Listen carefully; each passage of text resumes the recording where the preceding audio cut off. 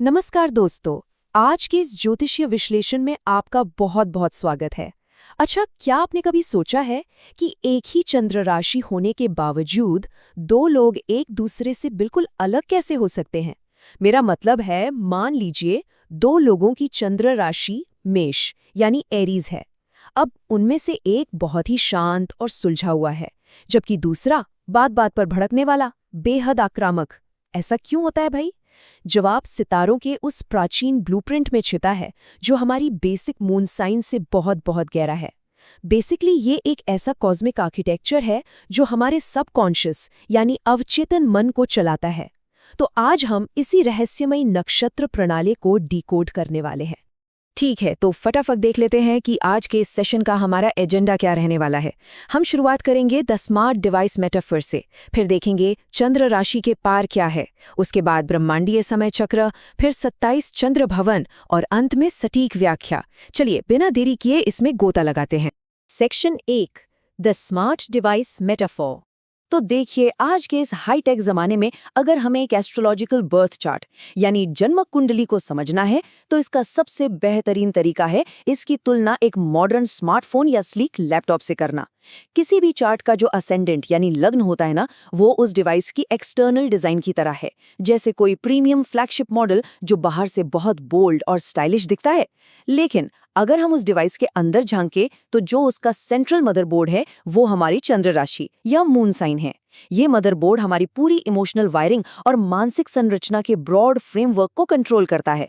लेकिन कहानी यहाँ खत्म नहीं होती। उस मदरबोर्ड के अंदर भी एक और सूक्ष्म, गहरी और सच कहूं तो बेहद शक्तिशाली चीज फिट होती है, उसका चिपसेट। और वैदिक ज्योतिष में यही चिपसेट हमारा नक्षत्र है। मून साइन हमें सिर्फ एक सामान्य ढांचा देता है, लेकिन नक्षत्र वो स्पेसिफिक माइक्रोप्रोसेसर है जो हमारे एकदम कोर सबकॉन्शियस इंस्टिंक्ट्स और हमारी सबसे गहरी प्रेरणाओं को तय करता है। उदाहरण के लिए, अश्विनी नक्षत्र एक लाइटनिंग फास्ट चिप की तरह है जो हर सिचुएशन में तुरंत रिएक्ट करता है, जबकि भरणी एक ऐसा प्रोसेसर है जो बहुत ही डीप, इंटेंस और जटिल प्रोसेसिंग को हैंडल करने के लिए बना है ना कमाल का सिस्टम? तो इसी के साथ आगे बढ़ते हैं सेक्शन 2, चंद्र राशि के पार। हम अक्सर देखते हैं कि आधुनिक ज्योतिष केवल 12 राशियों के आसपास घूमता रहता है, लेकिन सच तो ये है कि राशियां हमें सिर्फ एक सामान्य मौसम या क्लाइमेट के बारे में बताती हैं।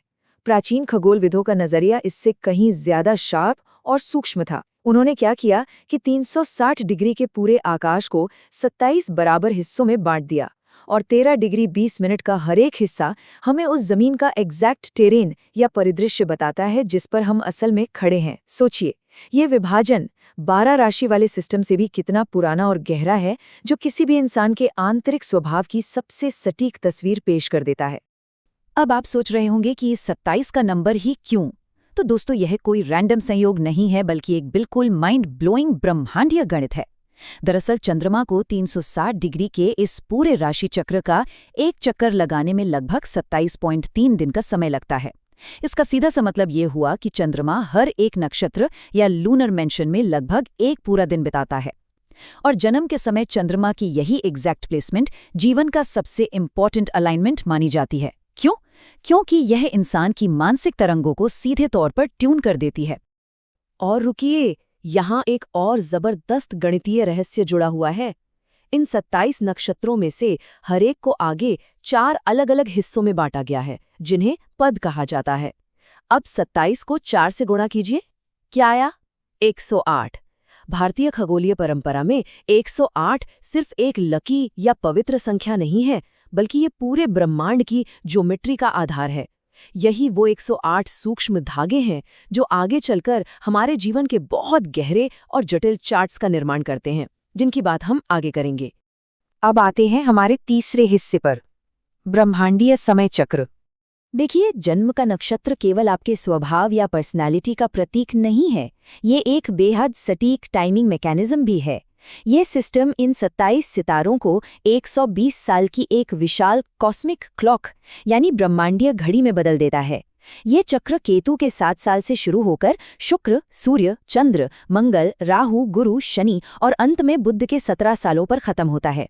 और सबसे दिलचस्प बात क्या है, जन्म के समय चंद्रमा जिस एग्जैक्ट नक्षत्र में होता है वही ये तय करता है कि इस 120 साल की टाइमलाइन में आपकी लाइफ का प्ले बटन ठीक कहाँ से दबेगा। यही मशहूर विंशोत्तरी दशा है जो हमारे जीवन में घटनाओं की परफेक्ट टाइमिंग डिसाइड करती है। अब आते हैं इस सिस्टम के सबसे कोर हिस्से पर, सेक्शन 4, 27 चंद्र भवन। चलिए इन सारे नक्षत्रों को उनके ग्रह स्वामियों के हिसाब से डिकोड करते हैं। शुरुआत करते हैं केतु के ग्रुप से। इसमें आते हैं अश्विनी, मघा और मूल। अश्विनी एकदम स्पीड और हीलिंग की असीम क्षमता देता है। ये वो फोर्स है जो बस तुरंत एक्शन में विश्वास रखता है। मघा पैतृक शक्ति और एक नेचुरल अथॉरिटी का प्रतीक है, जहां लीडरशिप खून में होती है। और मूल, ये बहुत ही इंटेंस ऊर्जा है। ये चीजों को जड़ से उखाड़कर एक सच्ची फाउंडेशन खोजने की ताकत देता है। इसके बाद शुक्र के नक्षत्र भरणी, पूर्वा फाल्गुनी और पूर्वाषाढ़ा।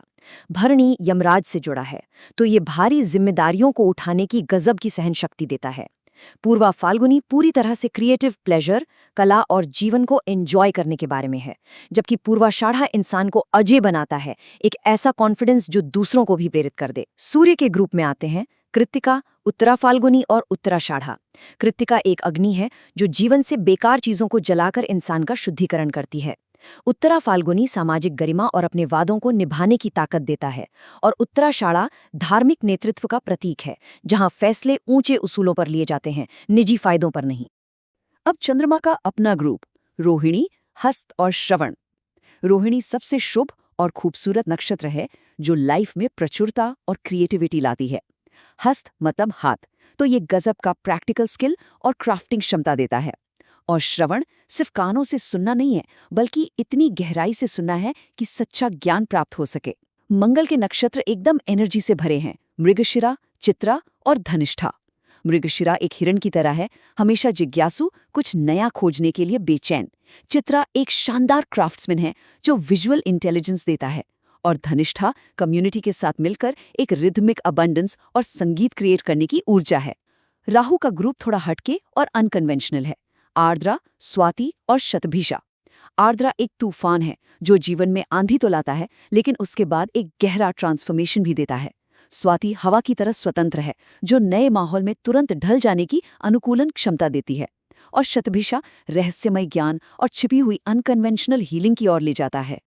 गुरु यानी जुपिटर के नक्षत्र हैं पुनर्वसु, विशाखा और पूर्वा भाद्रपद। पुनर्वसु रोशनी की वापसी है, हारने के बाद फिर से उठ खड़े होने की हिम्मत। विशाखा अपने लक्ष्य की ओर पूरी तरफ फोकस्ड, एक उद्देश्यपूर्ण महत्वाकांक्षा है। और पूर्वा भाद्रपद एक भयंकर आग है जो कंफर्ट की परवाह किए बिना उच्च सत्य को खोजने का जुनून देता है। शनि के ग्रुप में पुष्य, अनुराधा और उत्तरा भाद्रपद आते हैं। पुष्य बहुत ही शांत और अनुशासित देखभाल का प्रतीक है। अनुराधा दशकों तक चलने वाली गहरी वफादारी और मजबूत बॉन्ड्स बनाता है। और उत्तरा भाद्रपद गहरे पानी की तरह है जो एक बहुत ही गहरी शांत स्थिरता प्रदान करता है। अंत में बुध के नक्षत्र आश्लेषा, ज्येष्ठा और रेवती। आश्लेषा सांप की तरह रहस्यमयी है जो कुशाग्र इंट्यूशन देता है। ज्येष्ठा घर के बड़े सदस्य की तरह है, भारी जिम्मेदारी और शार्प माइंड वाला।